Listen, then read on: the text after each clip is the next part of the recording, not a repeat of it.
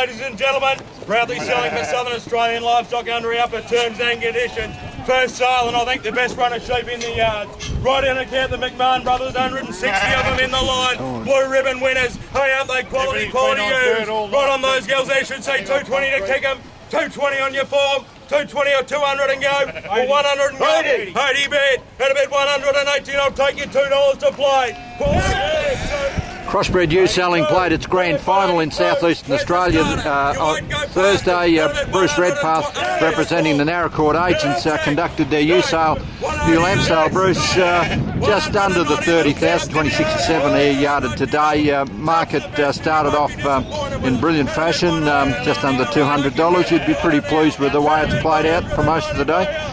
For us, as far as SAL is concerned, very pleased. We were first sale. You know, you always wonder when you first sale, but the overall sale, for as far as the Agents Association is concerned, another great yarding of lambs. And with the number of the tier, you just wonder whether it was enough. Weakened towards the end. Vaccination, as you and I have discussed a little bit earlier, might have had something to do with it towards the end. But we're very pleased with our sale, and we thought we'd get near 200 for the tops, and we did.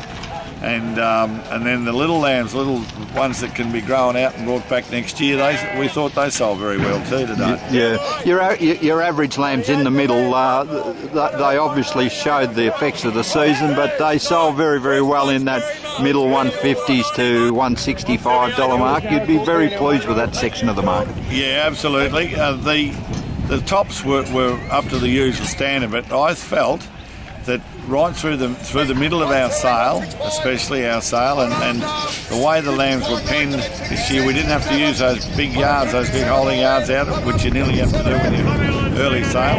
It's amazing how many more we fit in the pen. My comments were that I didn't think the lambs was quite as good as last year. Dry, very dry when they land, very dry and then very wet and cold. We haven't had any sunlight a lot of places. But I've had others say, oh no, they're just the same as every year, they're good. Now, I'm not sure whether they owned them or what they did with that comment, but I didn't think the lambs were quite as good as what I've seen here in the past. Now, your little unmateable lambs that were at the back of, on the back of every run, seem to make very, very good money. Not out of the ordinary, but up to $150 in places too. Yeah, very, very good. Yeah, very good as far as that's concerned. And as you say, unmateable. If you wanted to buy a ewe early in the sale to mate, put rams with even now or just after Christmas, you needed a lot more money than that too. And then you go over there and see that probably what we'd call the third run, Murray, $150, starting some of them at that. Yeah, I agree. And then the little tackers at the end, you couldn't buy anything under 100. Yeah, so a good result overall. It's been a long campaign.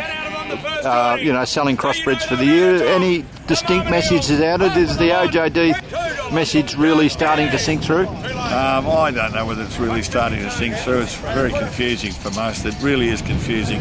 The South Australian competition, they know they can't go across the border, so I'm sure, like when you've got Jamestown here buying Trying today and Strathalbyn and those sort of places, that they can't go to Witchy Proof or those Yarrawonga and those places. The boys from Hamilton have all gone across there. We had them here today. They know, but the OJD thing's confusing.